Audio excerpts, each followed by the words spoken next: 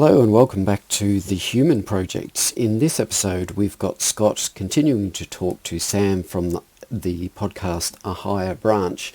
In this episode he's going to be talking about the effects of starvation and how starvation is actually important for our health.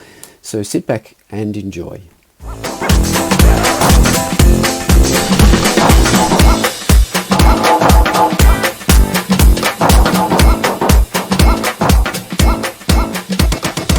Hello and welcome to this week's episode of A Higher Branch, where we continue our series on the 7 S's to help you take control of your life. Now, we've already covered the first episode on sustenance, and we really received quite a bit of feedback on that episode. And so today we're going to go through to the second S, which is starvation. But for those of you who are new,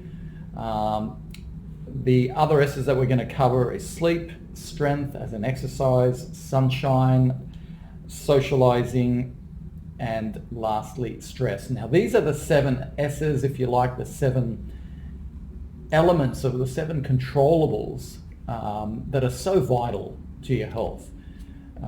So that's why we've picked these 7 S's, because they really help you take control of the things. I'm repeating myself now, we're going to have to edit that out, but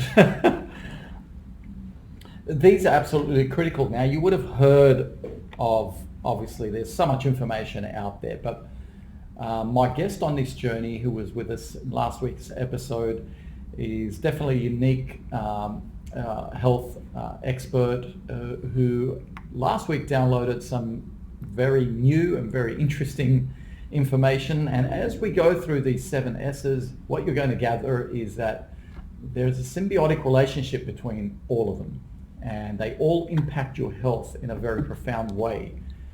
So it's important that you really listen to this whole series and implement all the tips and the techniques, and they're all very practical. And Dr. Scott Wistenberg, who's my guest on this journey, is speaking from practical experience, clinical experience. So this is not just informative. We're going to be sharing stuff with you that's going to empower you to take control of your health. And it comes at a very, very good time, because we're all coming out of this pandemic, and to an extent, I feel like a lot of us have outsourced, our health, outsourced that function of taking care of ourselves, where we felt, to a lesser extent, like disempowered. Really, we felt, well, heck, there's nothing that I can do that matters. I don't know what to do. There's so much information out there. These 7 S's will help you maintain your immunity, your happiness, and your energy levels. And they're the 3 things really that are essential to our survival. Because as Dr. Scott's going to tell us, it all comes back to our survival instinct. Now, if you're new to the series, Dr. Scott Wistenberg is the principal practitioner at Advanced Rehab right here in Australia. Yes, we have some incredible experts here in Australia, which we are bringing you on our podcast. Most people are listening to the American experts, but we have some amazing thought leaders in this country, including Dr. Scott, who's a teacher in nutrition, chiropractic neurology, and holds masters in nutritional medicine. Scott is far from your average practitioner, so he uses a range of techniques, and as he said to me, I use whatever works, ranging from neuro rehabilitation, sacro-occipital techniques, soft tissue orthopedics, diversified techniques, biomechanics, and cranial therapy. And you also use orthomolecular medicine to treat holistically. My experience with yourself, Dr. Scott, has been mainly on the nutritional side, but I'm learning so much, so it is with gratitude that you've agreed to come onto our podcast, because I do know that you keep a very low profile and you do like focusing on one-on-one Absolutely. Experiences with your clientele, because you don't take a cookie cutter approach to health.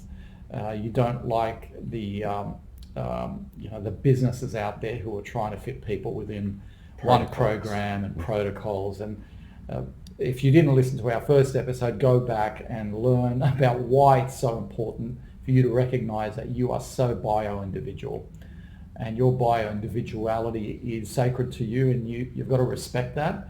And it's about knowing thyself. And we went through a lot of, when it comes to sustenance, as in the food you eat, we went through a number of tests, 3 main ones and 2 secondary ones that we talked about, that I think are absolutely critical. Everyone should know. I agree. Yeah, everyone should know these tests. But last week we talked about sustenance, and so everyone is focused on food, but more recently everyone is focused on also fasting. Fasting. So the second S Starving. in the series is starvation. I didn't want to call it fasting. No. First of all, it's going to ruin my 7 S's because it's memorable. Yes. But our ancestors starved. Yes. And that's what we're designed to do. We're not designed to fuel up every time. We are a plenty and famine species, and I think one of the more interesting concepts, especially as we come out of COVID, is that there's this classic COVID bod. People have sat at home, locked away, they've eaten and they've drunk, and Yes. they've come out bigger. They've come out heavier and they've come out less healthy. So I think starvation is actually a really positive thing to be talking about at this moment in time. Does being heavier mean unhealthier? Ultimately, in my opinion, yes. Okay. Okay, so there's some really interesting concepts there, because everyone says, yes, but it's muscle. And I say, but your heart has to power all that muscle. And many, many, many bodybuilders die at 40 of heart attacks. Is that right? Yeah, there is only so much strain you can place on it, because the blood vessels, whether it's going through fat or whether it's going through muscle, it has to be powered by that pump. It's not a very big pump. It's about the size of your fist. Right. So if you load it up with an extra 50 kilos of muscle on your frame, that's an extra 50 kilos of pressure that heart has to push blood through. So your resting heart rate is It's a great indicator. indicator. Yep. Okay. Yep. But there are other factors in behind that as well. And so oxygen saturation, and one of the things that we do with individual patients is we'll run a test that's looking at blood venous gases. So it measures the partial pressure of oxygen and carbon dioxide in the bloodstream for how well saturated, how well nourished of oxygen. Because one of the problems that we do is we have these O2 monitors that we stick on someone's finger, and it measures the saturation of oxygen per red cell, Yep. right? But that doesn't mean that that oxygen on the red cell is getting into the tissue. It's not being released and dissolved into the body. That's right. Yep. So measuring that tells us an awful lot about people's health. And people can be oxygen starving. And sometimes that's because they don't breathe very well. They have stress breathing patterns. We're going to talk about that when we cover stress. Yes. Because that is a silent stress Oh, that yeah. nobody is aware of, Yeah. and that's going to be an eye-opener for a lot of people. Yep. But in general terms, human beings are designed to be quite lean most of the time, and then put on weight when foods are plenty. And then because traditionally food hasn't been aplenty, we haven't had supermarkets all over the place and industrial Yeah. farming and Smith's crisps or whichever snack food that's high in salt and carbs and fats. These things are designed by food scientists Yes. to be the ultimate moreish. Your brain goes, oh, I want that, I want that, I want that, I want that. And it doesn't turn off. Yeah. And that makes us, especially when stressed, because they know categorically that we hunt for sweet, fat, salt when we are under stress, because they're energy foods. Okay? So we come out of COVID having had delivery of readily available, like the benefits of Uber Eats is you can get food at any time, but generally of low quality. Yes. Okay? It's not great quality food. You can get sodas being delivered, and you can get kind of, hamburgers and fries delivered, but it's all full of sweet, salt, fat. And the problem is that when you're stressed and eating that, you will store that as body fat, usually between the breast line and the mid-thigh, because it's easy to move around with. So no, I am Because that's the center of gravity. That's the center of gravity. So there are some epigenetic types here. Some people will store a layer of fat underneath the skin all over the place, and other people will store it more as a belly hip sort of thing. And it depends on which combination of genes you have as to whether that's going to go on. But in general terms, I am not the current woke person, and I do not believe, I get the idea of loving yourself, and I get the idea of accepting your body, but my blunt statement is that putting on excessive weight, whether it's fat or excessive muscle, is very hard on the human being. Okay? I would still say that probably excessive fat is worse than excessive muscle in general terms. Okay. Now, people can come at me and they can bring their arguments and bring their scientific papers that show that what I've just said is not true, but I'll stand and have that argument. Yes, because you see people day to day. And excessive body fat drives oxidative stress, and the mid-body fat cells actually release estrogen, and they drive the greater accumulation of mid-body fat, and that is highly associated with diabetic risk factors. It also releases interleukin-6, which drives inflammation, which damages arteries, damages tissue, damages brains. It is highly associated with depression. We know categorically that excessive interleukin-6 in the bloodstream for a chronically long period of time will drive down people's moods and their resilience. Wow. So I don't care what people say. The data is in. You can be as lovely and you're not allowed to fat shame me as you want. It's not fat shaming. It is an absolute scientific reality for the general person that excessive fat over a chronic period of time. What is excessive fat then for male and female? Because I've been told 15% body fat is the sweet spot for males, 20% for female. That would be about right in general. Maybe a little bit more. For some people will think a little bit less. It again is going to depend on how high you are. I used to hate the BMI. I used to think it was a terrible measure, but the BMI is a really interesting measure because it's quite blunt. If you are too heavy or you are too light, you will die young. Okay, so it's a U-shaped curve. You get too low a body structure, you will die young. People don't realize that. They're only thinking of the top end. So you lose muscle mass, you lose bone density, you lose fat mass chronically, your life will end much shorter than expected. So that's really important. But if we use BMI as a starting point, people say, but it doesn't take account of fat mass. Muscle mass. And exactly as I said, excess mass on your heart will end your life sooner. That's what the data shows. So we want to try and keep ourselves somewhere around 23 as a BMI. Whatever height to mass you are aiming to be reasonably lean. Now remember what we said, chronic weight gain. We are designed for boom bust. So you eat loads of nourishment and you put stacks of weight on, and then we're not going to find food for another 3 weeks or etc. Guess what you do? You live on your fat storages. So we're meant to starve sometimes. We absolutely are. Right, and that's why I call it starvation. Yes. One of the S's, because we are meant to go through these periods of starvation. Yes. So why is it important that we starve ourselves every now and then? I used to get very stressed if I woke up in the morning and I just took off to work because I used to get stressed thinking, oh my God, I got to get food. Now, with the knowledge that I know about the importance of starving intermittently and inconsistently, I think, geez, my body it's actually detoxing it. A lot of good things are happening. So tell us why is it important to starve every now and then? The body requires those moments to make it lean and mean. And it has this process called autophagy.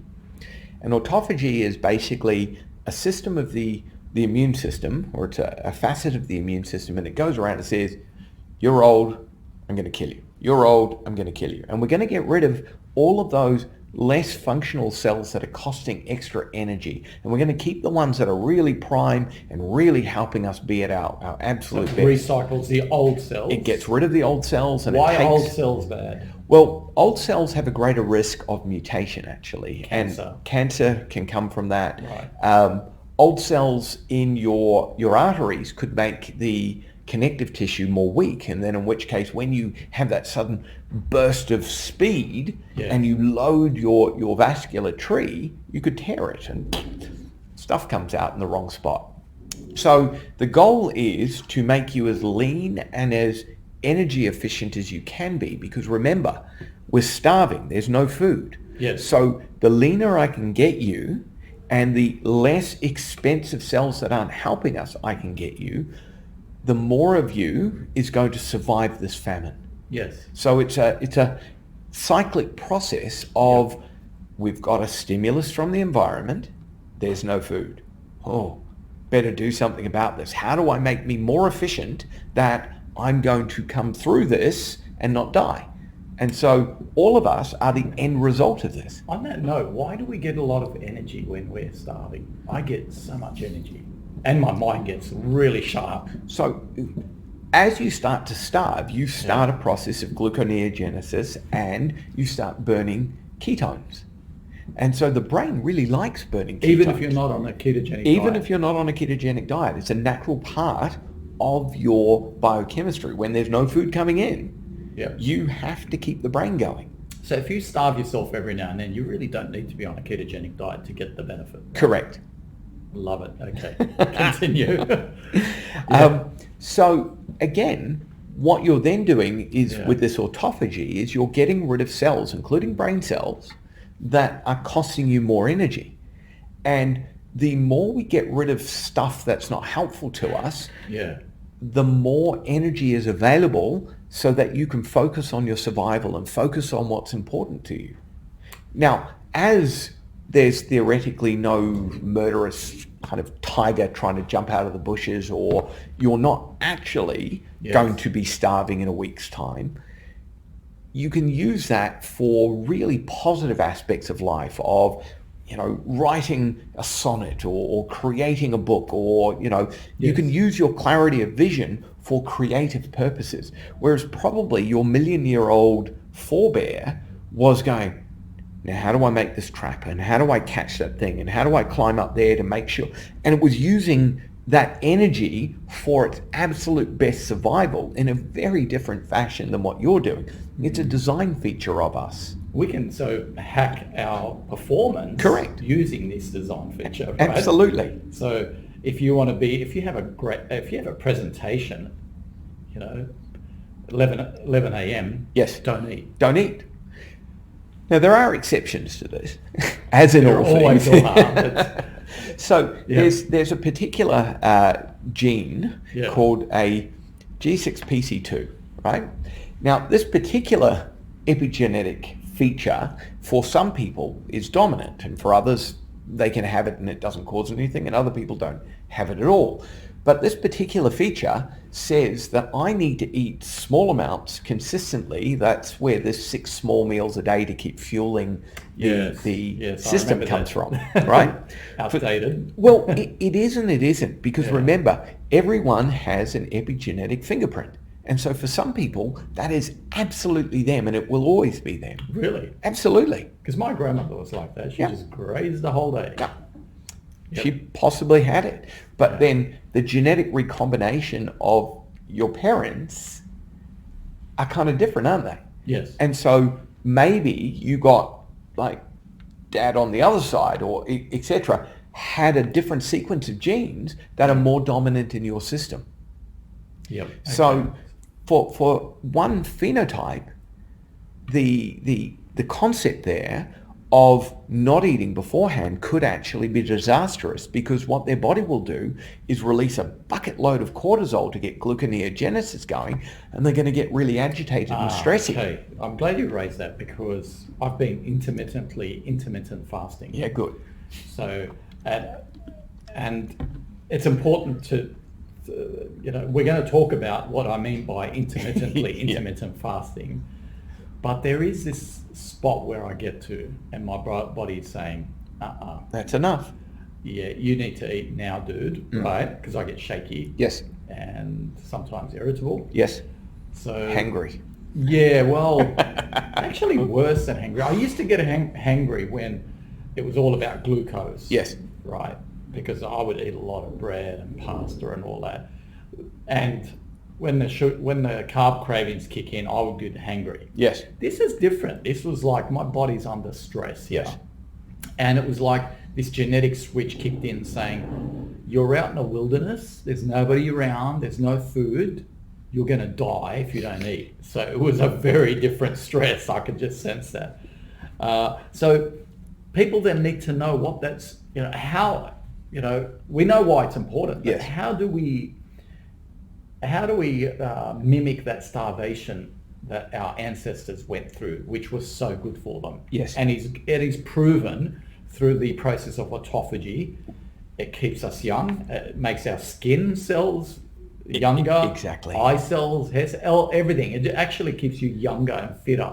So you live longer. So right? So this is really important stuff. It is. There's several kind of different concepts on why, unfortunately. We haven't got a true answer as to exactly, but I like, I think it's Professor David Sinclair. Yep. So he works with time windows of eating and pulsing of food and nutrients into you.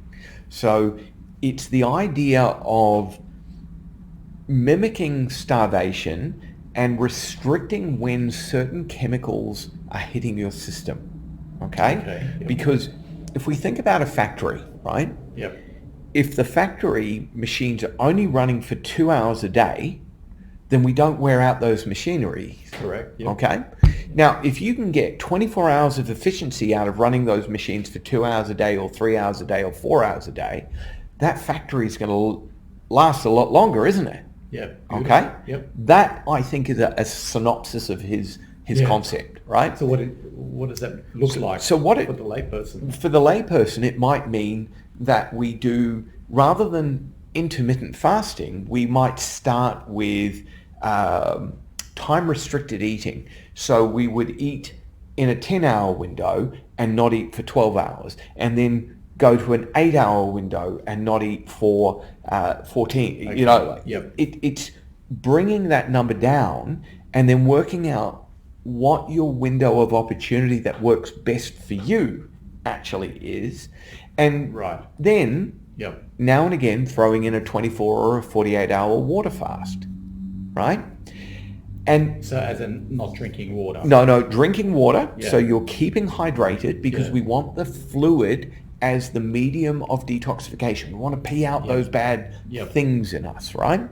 I'm not the greatest fan of dry fasts, and some people are great exponents. But again, what I know to be true is that if you lower the hydration level of your brain, very, very small amounts, you get big declines in performance. Jeez, okay. Okay? I'm gonna have a drink. Yeah, good. So I think staying hydrated is incredibly important. It's a solvent. The water flushes stuff out of us. So that's my preference. And again, other experts out there who've got better knowledge than I do might disagree, and I'm okay with that. I just want to learn more. By the way, I don't know too many people with better knowledge than you, Scott. Thank you. That's very kind of you. Like, as I say, that the fasting, water fast versus dry fast, is an area that I have my reading and opinions on. I'd like to understand more about the dry fast. I just can't find a lot of really good science on it. So if someone's got some, I'm all in. Well, let's stick to food fasting then. So basically what you're saying is this windows, right? Yes. So this is what I'm doing. You can tell me if it's some days I'll have a meal at 12 noon, a meal at 6 p.m. Yes. And that's it. Okay. Other days I'll wake up and I'll have 10 a.m., 2 p.m. and 7 p.m. 3 meals. Perfect. Another day, I might just have 1 meal a day. Yep. I have zero trouble with any of that. So that's what we mean by inconsistently starving yourself. Correct. Now, you could have a 2-hour window, so you eat between 10 and 12 every day, and eat at 10, at 11 and at 12. You can do that. Yeah, of course you can. You've just split Yeah. all your nourishment into 3 meals rather than 1 meal. But you've held it within 2 hours. Yeah. You know that I actually like that, because if you ask me, how would you prefer to eat? I'd prefer to eat between a window of 9 o'clock Yes. and say 1 o'clock Okay. for 4 hours. Yes. But constantly eat that whole time. Yeah, cool. Absolutely because fine. As soon as I finish the first, like I typically start with a smoothie. Yes. And then within an hour, I want to eat something else. Yeah, good. And something else. And that's absolutely fine. But remember that concept that I've spoken to you about. Intermittent fasting is sort of, you need a little sister who loves you but doesn't like you because you've been mean to them previously in life. And my favorite concept is this idea of randomness, because the human being, and it's my one disagreement, and I don't claim to be as expert in any way, shape or form as David Sinclair, but my take on it is it's got to be random, because I've tried this. And so I've done 2 years of intermittent fasting, and what tends to occur is that you end up, and I fasted on Monday, and I fasted on a Thursday, and I fasted because it suited my lifestyle. Yes. And so you do that for 6 to 12 weeks, and that's not random. That's your lifestyle, right?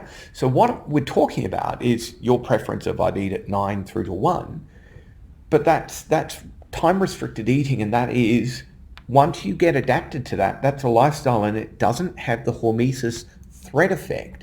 And it will cause, so I have to mix it up. Yeah, in the first 6 months of doing intermittent fasting, I lost lots of weight and I was full of vibrancy, and then it slowly, I started putting it back on again. When I went off gluten, I had every diet, that's why when we spoke about last time, there's no one diet, and they all have a grace period of somewhere between 1 and 2 years before you run out of benefit from it, and then you have to consider. But people get hooked up in their belief system, and their belief, this diet's the best one. There's no good diet. They're all good diets, you know. So there's no good fasting either. There's no good fasting either. Yeah. It's got to be random, because remember, your forebears didn't starve because they chose to. They starved because they were crappy hunters.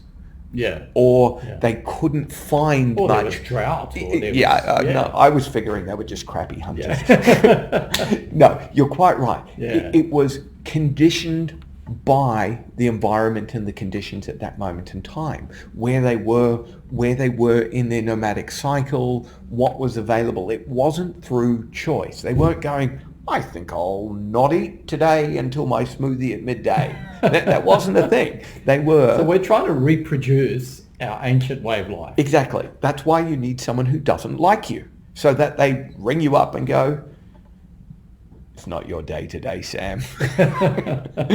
And tomorrow they ring you up and go, today is not your day either. Oh. And so it's completely random. And so we need a random generator that kind of says, right, today you have a 4-hour window and it's starting at 3 o'clock.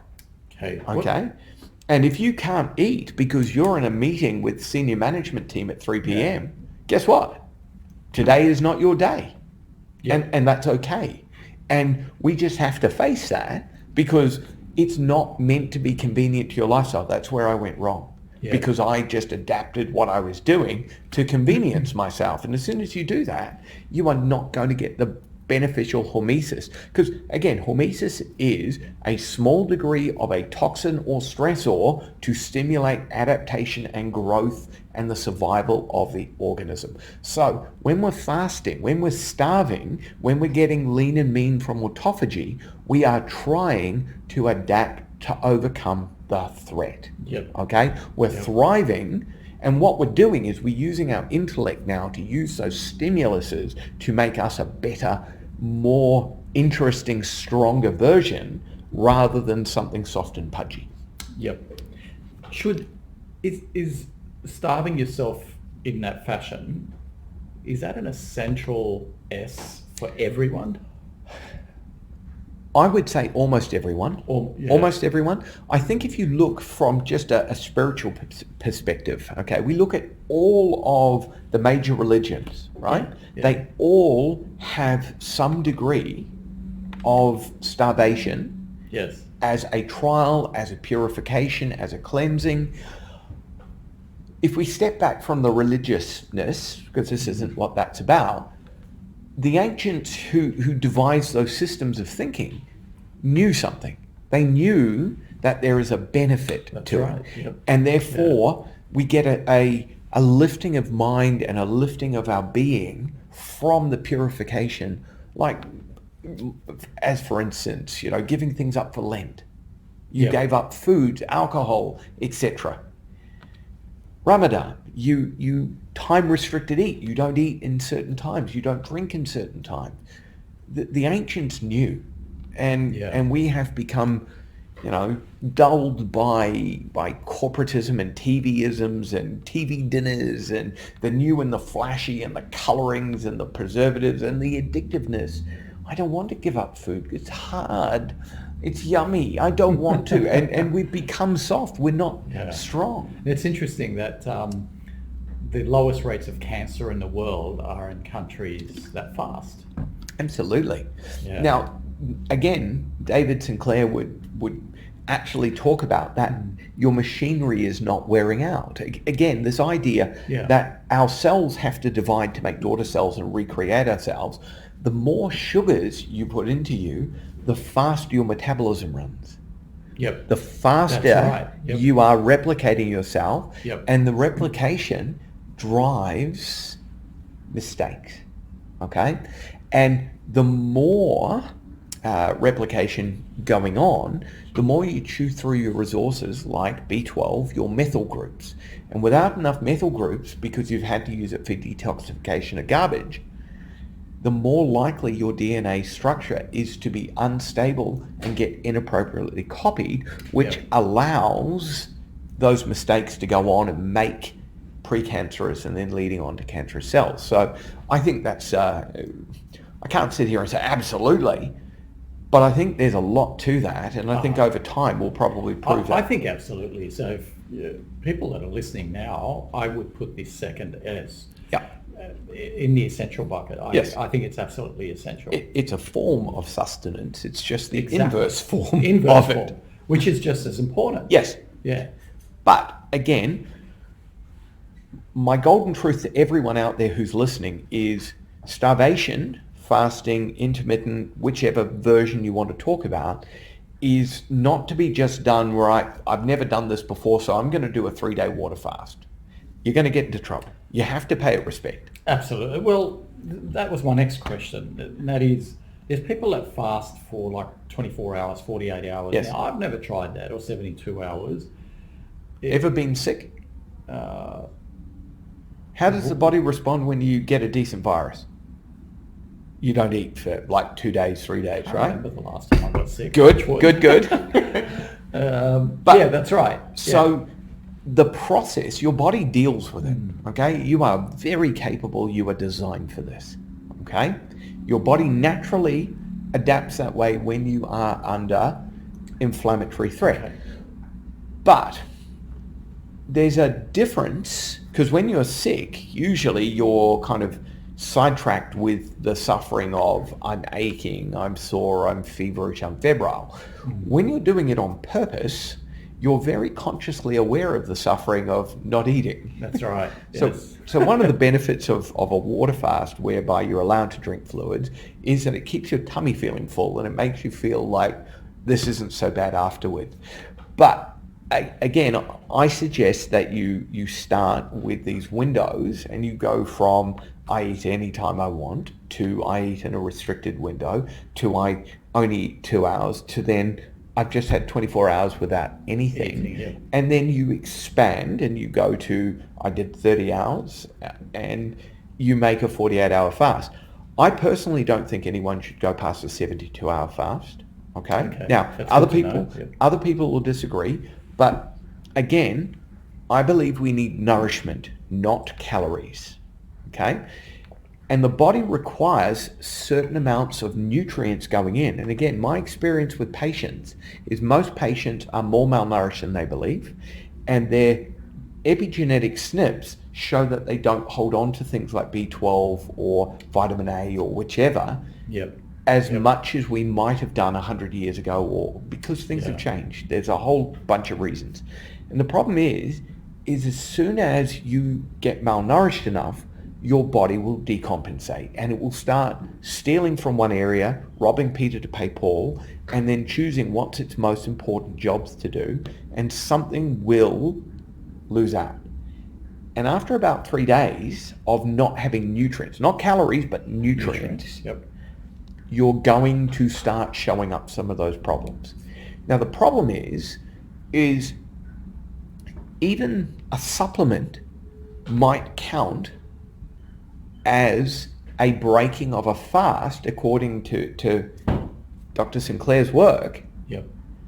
And therefore, should we be taking the supplements in the window? And therefore, should you also be having a fast of supplements at different moments in time? Keep the food, no supplements for the day. Taking breaks from things so it's not same. Yeah, I do that. I Good. break from Good. supplements. Yeah. So I think that's a really sensible thing to be doing. I really like that idea. I think fasting for 24 hours from both food and supplements.